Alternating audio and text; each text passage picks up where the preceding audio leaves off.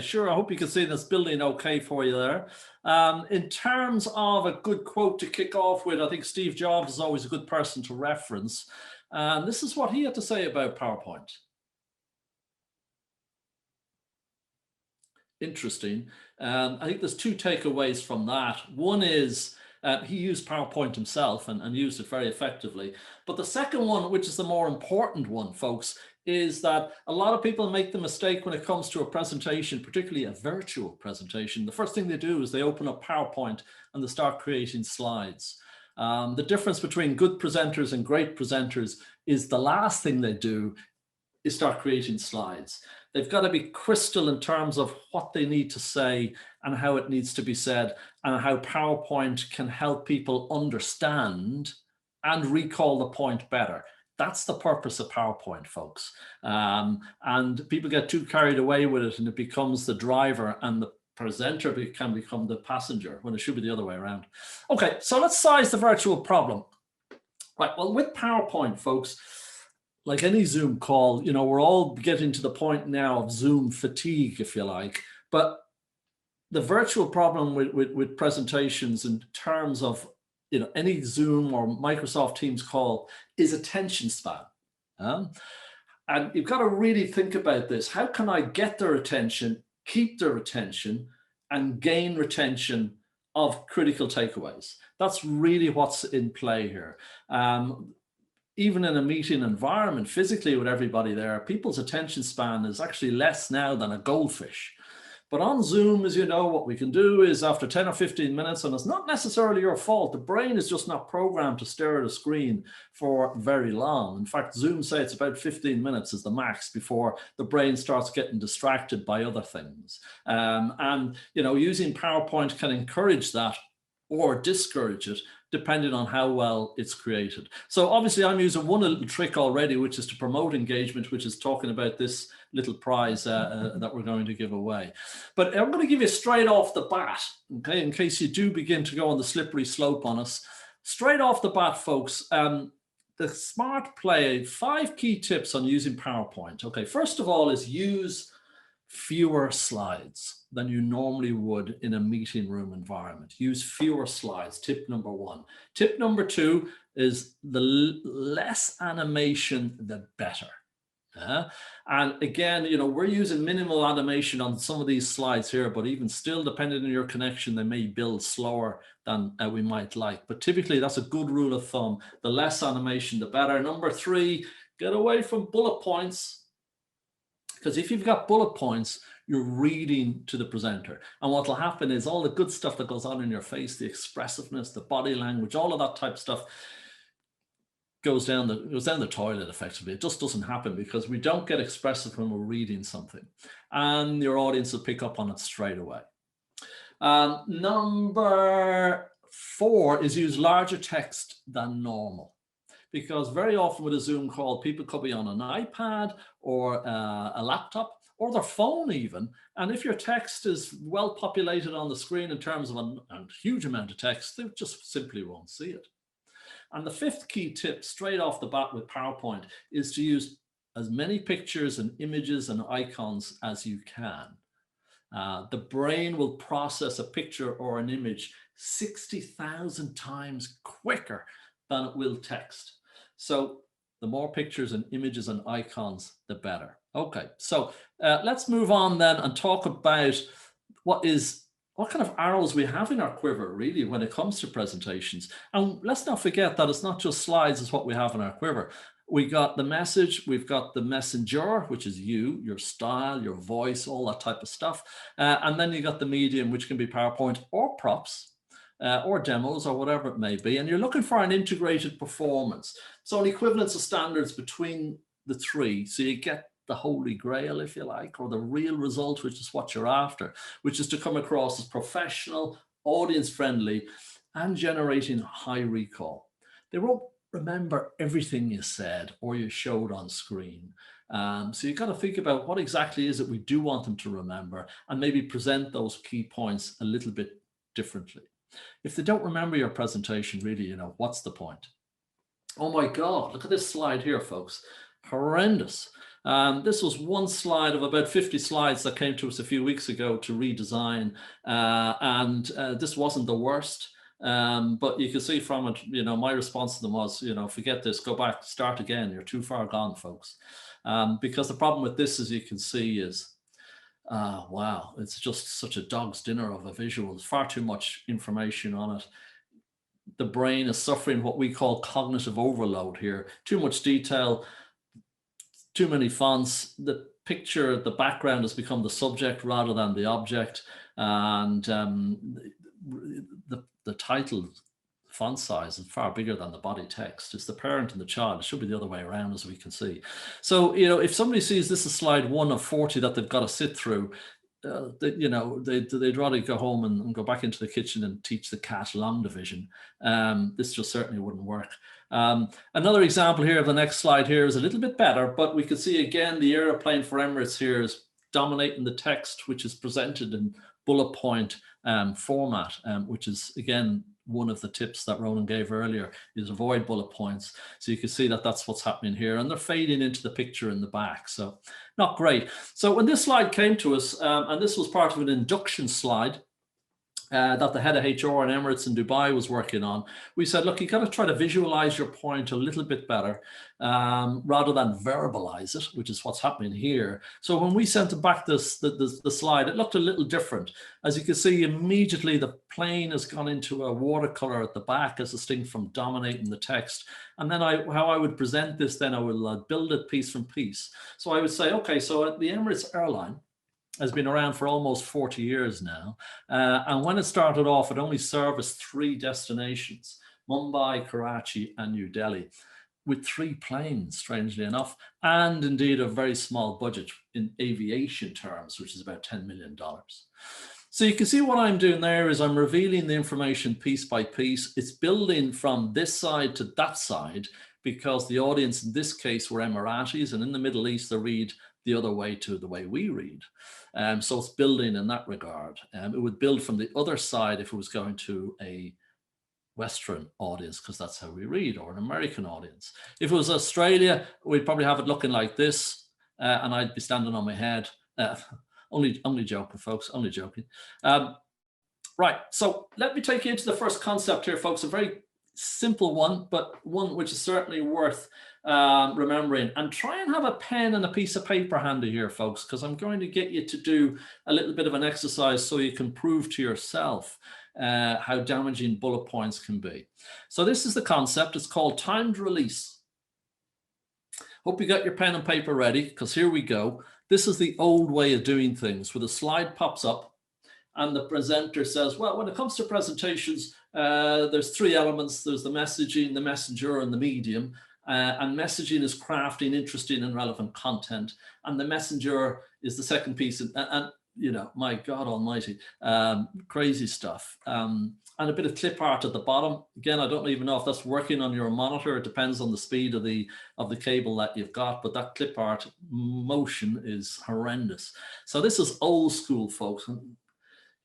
We still get slides from clients who ask us to work on them, and they come in this form, and they want something dressed up on this, which is, really putting lipstick on a pig. It's an absolute disaster. We always say, look, you got to power your imagination to visualize your point. And if you struggle with that, we've got some visualizers that can help with that type of thing. Now, they may not be as bad as that, and they may have a slide that looks a little bit like this, where Malcolm, perhaps in IT, is a bit of a whiz on PowerPoint and could put the content into little lozenges here, and that's a whole pile better. Or is it? You've gone from 50 words in the first slide to about 35, 36 here, which is still far too much text on the screen. Remember, we did say, the less amount of text, the better. And I'll still read from left to right regardless. Now, even pushing back on this, the designer could say, well, let's have fewer words here. And this will be, again, the job. This will give us the kind of result we're after. Well, again, not really, because I will be saying, well, there are 3 elements when it comes to presentations. There's the and so forth. But invariably, particularly with Zoom and Zoom fatigue and stuff, people will move along through the slides. So your mind's eye could be in Messenger or Audience or Medium, when I'm back at the first one, explaining what is going on there. So you'll lose your audience in that regard. So there is a better way, and here it is. And pay close attention to this. And even by reducing down on the animation side of things, hopefully this will work okay in terms of putting the point across. Right, so rather than the previous versions, I would present the slide like this. So blank screen and a simple crown in the left-hand side of the screen. And there's a reason for that, which I'll share with you in just a moment. But I would say, well, when it comes to presentations, there's three parts. There's the messaging, and that's crafting interesting and relevant content. The second piece of the jigsaw, which should anchor a seamless synergy between all three, is the messenger.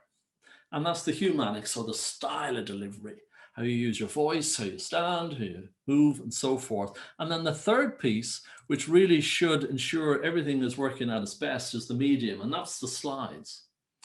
And let's not forget, the purpose of the slides is to help people understand and recall the point better. But when it comes to making decisions for all presentations, the king of the castle is, of course, the audience. Okay, so I'm going to blank the slide here right now. And what I'd like you to do, and I'm going to give you 10 seconds to do this on my little timer here. I would like you to draw with your pen and pencil there and paper. Try and draw out that slide in 10 seconds, the very last one you saw on the screen. Just try and draw it out there, see how well you do.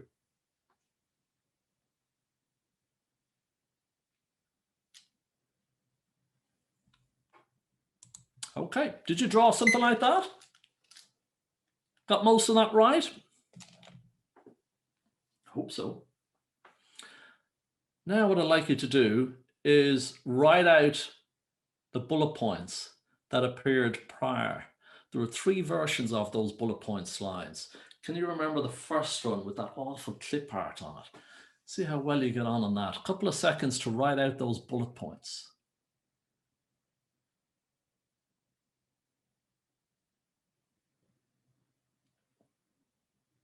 Losing the will to live? Probably. At best, people might remember one of those bullet points. Yeah? Certainly not 2, 3, 4, and 5. But normally score far better on this particular type of visual, because it's a visual representation of the idea, which is built in a way that should enhance understanding and recall. So that, with a bit of luck, folks, if we've managed it correctly there, that timed release concept should have allowed you to prove to yourself that bullet points don't work. Yeah? Old school slides look like this, far too much detail, not enough room for the slide to breathe, and disorientating. And particularly with Zoom, where Zoom fatigue kicks in very, very quickly.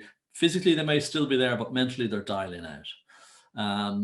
Put very simply, we always see one slide as being a message module. There should be a particular message for every particular slide, and not too many messages, and certainly not a patchwork quilt of all types of fonts and all types of colors and all types of images that just really disconnect and cause cognitive overload. For me, I always think if I'm designing slides for the purpose of a presentation, the headline will always be in the 30s. Font size, and the body text will always be in the 20s. If you stress test some of your slides and your font is getting down to 14, 15, 16, what you're actually creating is a document and not a visual representation of the idea. And like the good golfer, I always think single figures in terms of the amount of text on screen. Yeah, so single figures, so 7 words, 8 words, 9 words, let's say, not 20, 30, 40, 50. Yeah, that tends to work well. And the more white space, the better. It allows the slide to breathe. Smart School then looks more similar to these type of visuals here. Yeah, this is really a visual representation of what I've shared with you there. Okay, so we're just coming on to 20 past 11. So what I'm going to do now is I'm going to move you into the second concept of 2, and it's called persistence of memory. And this is a little bit of a dive into the pool, probably at the shallow end rather than the deep end, because we haven't got time to take you into the deep end. But in the shallow end, folks, I'm going to share with you very quickly about how your brain works, and we'll stress test this in the context of this exercise I'm going to do in just a minute. But how the brain works, folks, is you've got working memory and you've got long-term memory. Now, working memory is everything we see in here, and it's a bit of in and out. But certain things that resonate with us quite a lot will find their way into long-term memory. So the trick for you with presentations is to understand that not all your message is going to go into long-term memory, but there might be certain things that you need to go into long-term memory, and you should adjust your messaging, structure, sequence, and flow, and the visuals in a way that are compatible with how the brain processes and retains information. Because the brain really struggles. Within an hour, the brain has lost at least 25 to 30% of what it's heard in the previous hour. Over a day, it's lost even more, over 7 days, even more, and so forth. And we've learned a lot about this because we work with a lot of clients that are pitching for business. Only on Tuesday, I was working with 12 promoters who were all doing a 3-minute pitch next week to investors. And my task was to train them on how to get their pitch across in 3 minutes. And I had to share with them the concept and the idea around how the brain works. So let me test you now in terms of how your brain can process and retain information with this exercise. So I'm going to put up a whole series of words. And this time you can't write them down, so get that pen and paper out of the way. I just want you to look at all the words, and then I'll blank the screen after 20 seconds and then give you some tests on this and to see how well you processed and retained the information. Okay, so here we go. Here are the words. I'm going to let you look at them for 20 seconds, and then I'm going to blank the screen. Now, you can't write any of these down, folks. Just have a look at them and remember as many as you can.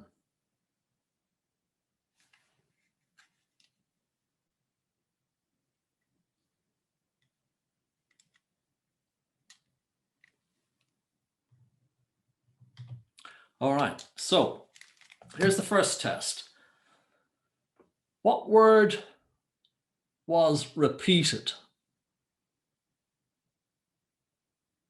Hopefully you all got the word then, T-H-E-N. It was repeated 4 or 5 times on the screen. So that was the easy one. Now, the next question for you is this. What stood out from everything else in those series of words? Hopefully you got the Grand Old Duke of York. Now I'm going to narrow the goalposts and push you back a little bit further with the next question, which is what were the first 5 words on the left-hand side?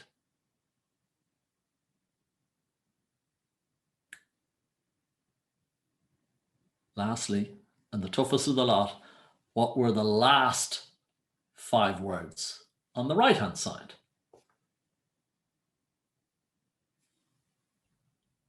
Let's see how you did.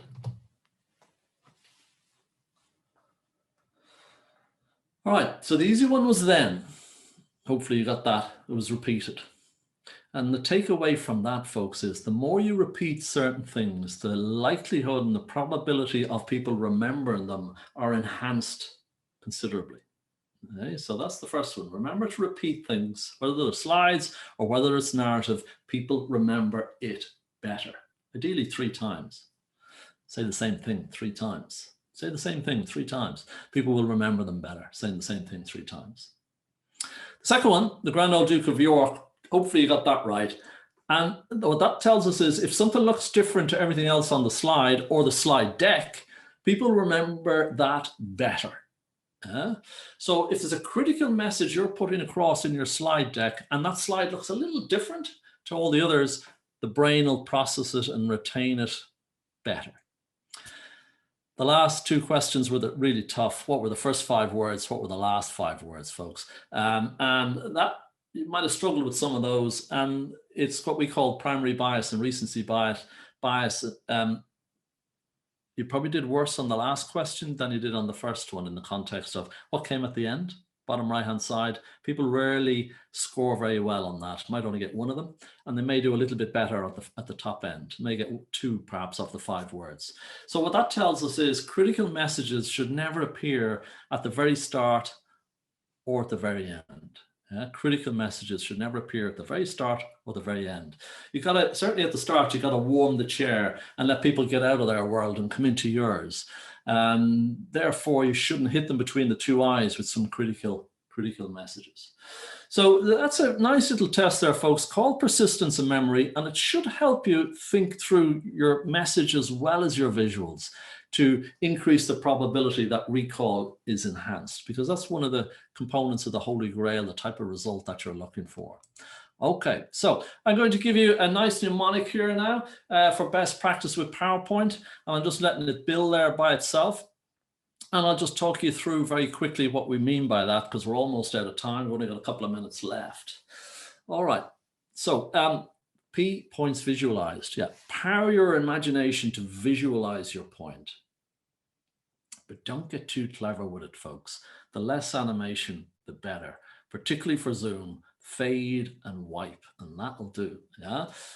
Good idea not to open with PowerPoint. So the cue comes from you, and then you share your deck. Yeah. So the presenter is controlling things. They're the main event, and the slides, quite rightly, are the support act. The W button is something you have on your keyboard. I've been using it here to blank the slide. Just press the W button, the slide will go white.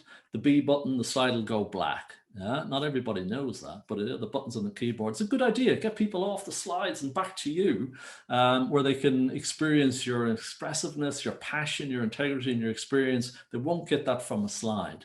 Yeah, slides never sold anything. But you sell things quite a lot. So be sure that the slides are the support act and you're the main event. Be crystal as well in terms of what the expectations are of your audience. You know, are they expecting, you know, a multimedia event here, or are they expecting you as being the main event? Very rarely they're expecting you. They're coming to here and see you on Zoom or Microsoft Teams or whatever the forum is, but you're the primary reason they're there. So don't spend the lion's share of time on building the slides. Spend the lion's share of time on learning the narrative and your own particular style. Reinforce key points. 3 or 4 key nuggets, takeaways from the content is key. Yeah, and it doesn't even have to be done on PowerPoint. You may even have them on a flip chart behind you. What are your key takeaways there? But be crystal of everything you've said. What are the key points? POM was the second concept that we shared with you, persistence of memory. So be conscious of that, folks, that certain slides need to look different to others. Be conscious as well of what they remember first, more likely than not, and what they remember or won't remember, which is often what comes last at the end of the presentation. O for one message module. Every slide should have a key takeaway. Yeah? There shouldn't be 4 or 5 different messages on any one particular slide. Impact from the 3 M's. What we mean by that is, remember that the arrows in your quiver are 3. The message, the medium, and the messenger. Yeah, and be sure there's an equivalence of standards between all 3. You're only as strong as your weakest link. If you're great and the message has been thought through, but the slides are bog standard, that's what they'll remember. Bog standard slides. All right. What else have we got here? I think that's just about it, isn't it? Impact from the 3 M's. Oh yeah, numerous media. Yeah, don't rely solely on PowerPoint. As I mentioned, you could have a flip chart behind you. You could have props. You could even demo the product and how it works, whatever it may be. And the last one then was actually the first concept that we shared with you, called timed release. Yeah, and that's get away from bullet points. Yeah, people can't remember them. Remember from the off, folks, we shared with you key tips with the technology with PowerPoint, which were fewer slides, less animation, no bullets, large text, and use images. Yeah, and that reinforces the point of the less text, the better. Here's an interesting colleague of mine. I wouldn't necessarily agree with him 100% on what he says, but Guy Kawasaki had this quote that he said, you know, if you want to be heard, you got to say something different, simple and visual. Well, I agree with the first bit. The 10, 20, 30. What he meant by the 10, 20, 30 was no more than 10 slides in 20 minutes with a font size of around 30. Now, why does Uncle Ronan disagree with that? Well, first of all, I would challenge him on the 10 slides thing, because it's just too restrictive. your message might be very complicated. So you might need 15 slides or 20 slides, or you might need no slides. So shoehorning people into 10 slides, I don't think is the best advice. For 20 minutes, I'd agree with them on that. Yeah, probably with Zoom, maybe even less, 10, 15 minutes. And then a font size of 30, well, that's a bit restrictive because your heading could be 30 and your body could be 30.